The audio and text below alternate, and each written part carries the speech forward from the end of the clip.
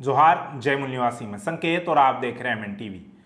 भारतीय न्यायपालिका में बैठे न्यायाधीशों, जिसमें सर्वोच्च न्यायालय के मुख्य न्यायाधीश भी शामिल हैं, उन पर कई सारे आरोप अब तक लग चुके हैं।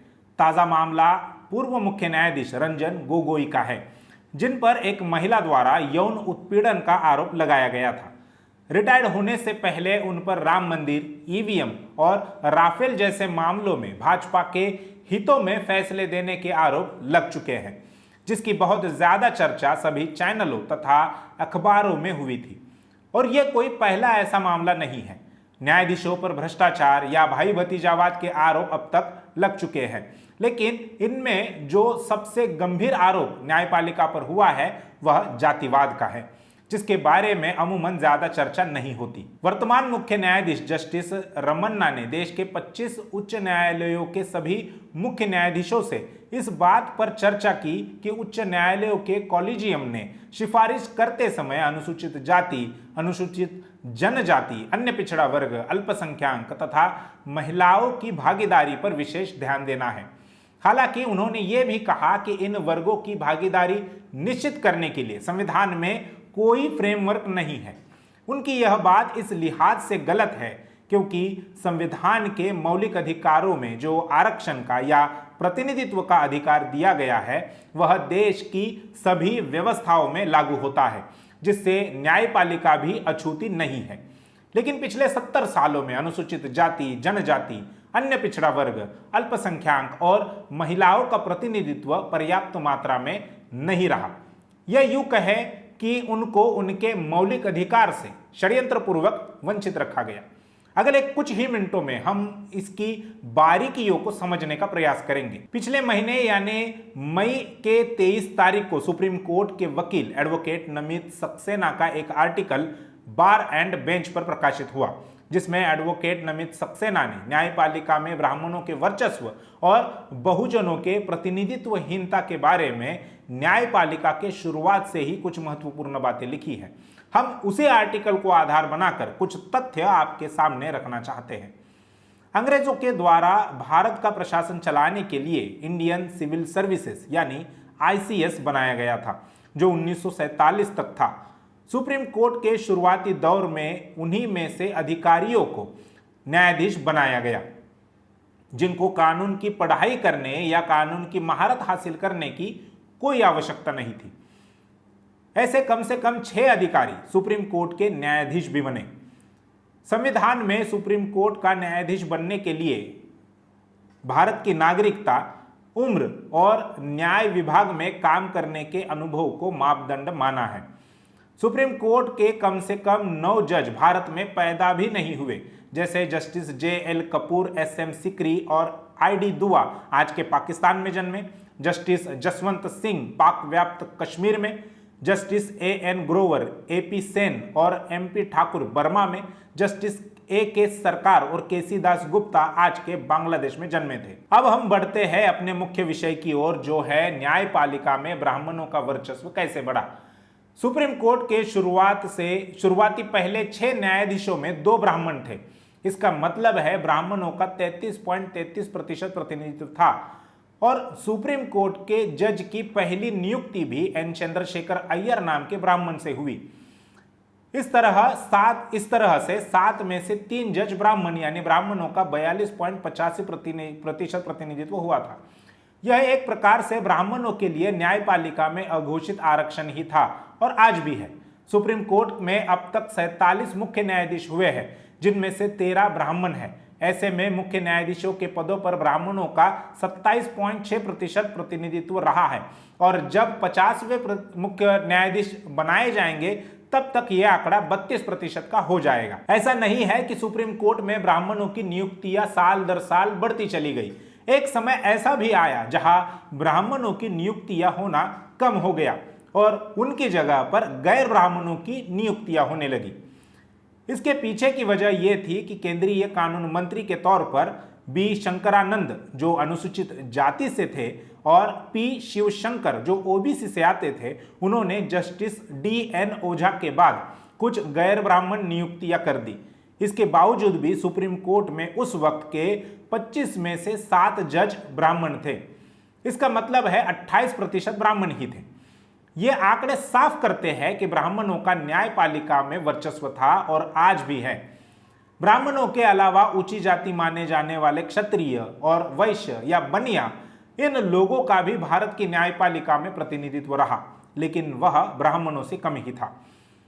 इस तरह से ब्राह्मणों का नियंत्रण सुप्रीम कोर्ट में रहा है। राजस्थान हाई कोर्ट में अब तक जितने भी मुख्य न्यायाधीश बने वह सारे के सारे बनिया जाति के हैं और उसी राजस्थान हाई कोर्ट के सामने मनु का पुतला लगाया गया है, जिसके लिखे कानूनों ने बहुजन समाज को मानवीय अधिकारों से वंचित रखा, महिलाओं और सबसे बड़ी आबादी वाले ओबीसी को गुलाम बनाया। उसका पुतला न्यायालय के प्रांगण में लगाकर ब्राह्मणवादी लोगों ने भारतीय संविधान का न केवल अपमान किया है बल्कि बहुजन समाज को चुनौती भी दी है कि हम भारतीय संविधान से नहीं बल्कि मनु के कानून से ही देश चलाएंगे, आप हमें रोक कर दिखाओ। अब बात करते हैं न्यायपालिका के कॉलेजियम सिस्टम की, जिसके बारे में भी बहुजन समाज के अंदर बहुत ज्यादा रोष है और वह उसे समाप्त करने की मांग कर रहे हैं। कॉलेजियम सिस्टम से पहले केंद्रीय कानून मंत्री हाई कोर्ट के न्यायाधीशों को सुप्रीम कोर्ट में भेजते थे।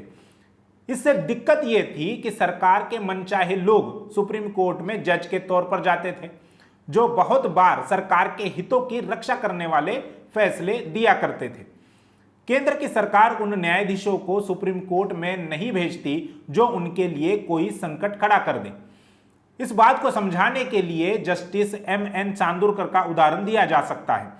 Justice Chandorkar Madras high court के मुख्य न्यायाधीश थे। उन्हें सुप्रीम कोर्ट जाने से केवल इसलिए रोका गया क्योंकि वे आरएसएस के एम.एस. गोलवलकर यानी गोलवलकर गुरुजी के अंतिम संस्कार के कार्यक्रम में गए थे और उनके पिताजी गोलवलकर के अच्छे दोस्त थे। और केवल इसी बात को लेकर इंदिरा गांधी ने उन्हें सुप्रीम कोर्ट जाने से रोक दिया। सुप्रीम कोर्ट के जजों की नियुक्तियों में केवल सरकार का ही रोल नहीं था, बल्कि सुप्रीम कोर्ट के मौजूदा न्यायाधीश भी नियुक्तियों में सक्रिय भूमिका निभाते थे।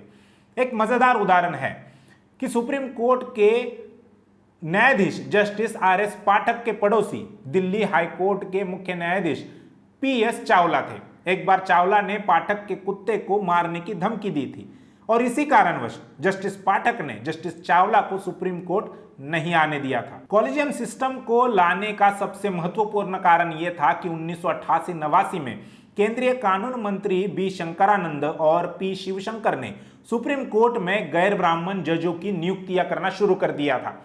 इसे ब्राह्मणों ने खतरे की घंटी समझी और सोचा कि इसी तरह अगर पिछड़ी जातियों के लोग केंद्रीय सत्ता में पहुंचते रहे तो न्यायपालिका ही नहीं बल्कि देश के हर एक क्षेत्र से ब्राह्मणों का वर्चस्व समाप्त हो जाएगा।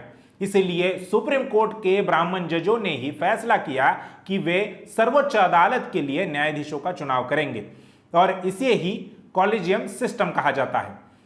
अगर हम 2004 से लेकर 2014 के बीच में हुई सुप्रीम कोर्ट के न्यायाधीशों की नियुक्ति की बात करें, जब देश में कांग्रेस का शासन था तो इन 10 सालों में सुप्रीम कोर्ट में 52 न्यायाधीशों की नियुक्तियां हुई, जिनमें से 16 ब्राह्मण थे। इसका मतलब 30.76% नियुक्तियां ब्राह्मणों की हुई। वही 2014 से लेकर अब तक की बात करें, जब केंद्र में भाजपा की सरकार है तो 2014 से लेकर अब तक 35 जजों की नियुक्तियां हुई, जिनमें से 9 जज ब्राह्मण हैं। यह होता है 26%। ऐसा क्यों हुआ?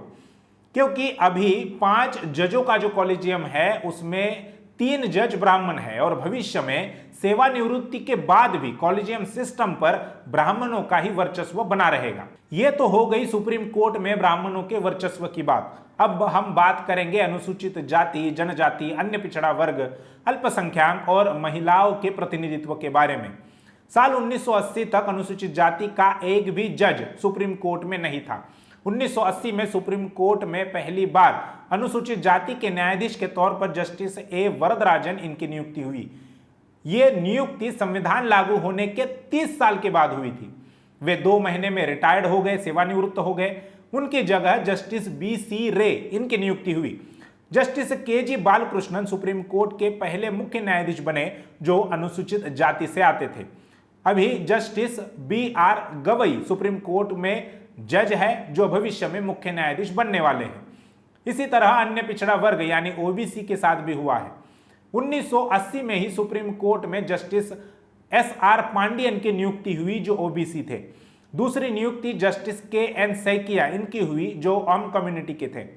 इसके अलावा जस्टिस KS हेगड़े की 1967 में और जस्टिस AN अलागिरी स्वामी इनकी नियुक्ति 1972 में हुई, जिनकी जातियों को बाद में ओबीसी में शामिल किया गया था। सबसे हैरान करने वाली बात यह है कि अनुसूचित जाति में से एक भी व्यक्ति अभी तक सुप्रीम कोर्ट का जज नहीं बना है या षड्यंत्र पूर्वक नहीं बनने दिया, और यही वजह है कि देश में उनके साथ सबसे ज्यादा अन्याय होता है, क्योंकि न्याय का सीधा संबंध प्रतिनिधित्व के साथ है।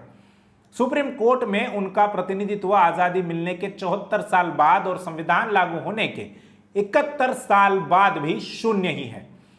देश में महिलाओं की भी यही स्थिति है। सुप्रीम कोर्ट में देश की आधी आबादी का प्रतिनिधित्व करने के लिए अब तक केवल मात्र 8 महिला न्यायाधीश बनी, उनमें भी एक मुस्लिम और अन्य 7 ऊंची जाति की ही थी। इतना ही नहीं तो अब तक एक भी महिला सुप्रीम कोर्ट में मुख्य न्यायाधीश नहीं बनी। अल्पसंख्यकों की बात करें तो सुप्रीम कोर्ट में शुरुआत से ही एक न्यायाधीश मुस्लिम और क्रिश्चियनों का होता था, और यह काम अंग्रेजों द्वारा शुरू किया गया था। कांग्रेस के हाथ में सत्ता आने के बाद उन्होंने उसे जारी रखा। वह इसलिए क्योंकि पंडित नेहरू अपनी समाजवादी छवि बनाए रखना चाहते थे। सुप्रीम कोर्ट के जज के तौर पर एक सीट अघोषित रूप से मुस्लिम के लिए आरक्षित है, जबकि ऐसी कोई संवैधानिक बाध्यता नहीं है, लेकिन पंडित नेहरू की समाजवादी छवि के लिए ऐसा करना जरूरी था। यही बात अनुसूचित जाति के लिए भी लागू की गई।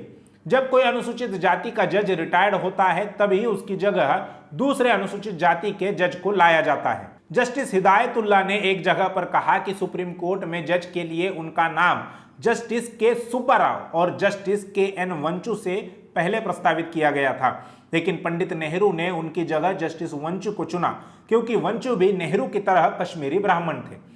यह है पंडित नेहरू का असली समाजवादी चेहरा। सुप्रीम कोर्ट के पहले मुस्लिम जज जस्टिस M हिदायतुल्लाह थे, और अब तक उनके अलावा 17 और मुस्लिम सुप्रीम कोर्ट के जज बने हैं, जिसमें एक महिला M फातिमा बीवी शामिल है। 1950 से लेकर 2019 तक मुसलमानों का सुप्रीम कोर्ट में न्यायाधीश के तौर पर प्रतिनिधित्व घटता चला गया। 1950 में जहां 6 में से 1 मुस्लिम न्यायाधीश था, जो 16.67% होता है, वही 2019 में 34 में 1 यानी 3% रह गया। अब तक के कुल 246 जजों में 18 मुस्लिम यानी मुसलमानों का सुप्रीम कोर्ट में केवल मात्र 6.75% प्रतिनिधित्व है, जबकि देश में उनकी आबादी 15% की है। यही हालात सिख धर्म के लोगों के हैं। उनके अब तक केवल 4 जज ही सुप्रीम कोर्ट के न्यायाधीश बन पाए हैं, और वे भी चारों के चारों ऊंची जाति के हैं। वंचितों में से एक भी नहीं जो उनका प्रतिनिधित्व करता हो। क्रिश्चियनों की भी यही कहानी है। पिछले 70 सालों में सुप्रीम कोर्ट में क्रिश्चियनों के अभी तक 9 जज बने हैं, जस्टिस चिन्नाप्पा रेड्डी को छोड़कर, क्योंकि जस्टिस रेड्डी जो रेड्डी कम्युनिटी से थे, उनको जुलाई 1978 में क्रिश्चियन समझकर जस्टिस के मैथ्यू की जगह नियुक्त किया गया था, जो 1976 को ही सेवानिवृत्त हो गए थे। इसका मतलब यह है कि एक मुस्लिम जज रिटायर्ड होने के बाद उसकी जगह दूसरा मुस्लिम जज, एक क्रिश्चियन जज रिटायर होने के बाद उसकी जगह दूसरा क्रिश्चियन जज लाया जाता है। इससे हुआ ये कि न्यायपालिका पर एक ही जाति का नियंत्रण हो गया और उससे न्यायपालिका अनियंत्रित हो गई। न्यायपालिका अनियंत्रित होने के कुछ सबूत, कुछ उदाहरण मैं यहां पर देना चाहूंगा। जस्टिस देसाई जो खुद ब्राह्मण है, उन्होंने कर्नाटक में चल रहे आरक्षण के केस पर टिप्पणी करते हुए कहा कि यह फैसला 5 जजों का बेंच करेगा, जिसमें से कोई भी पिछड़े या अनुसूचित जाति का नहीं है।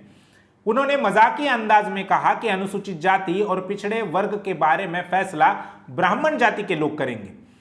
साल 2014 में सुप्रीम कोर्ट के तत्कालीन न्यायाधीश जस्टिस अनिल दवे ने कहा कि गीता और महाभारत को पाठशालाओं में अनिवार्य कर देना चाहिए।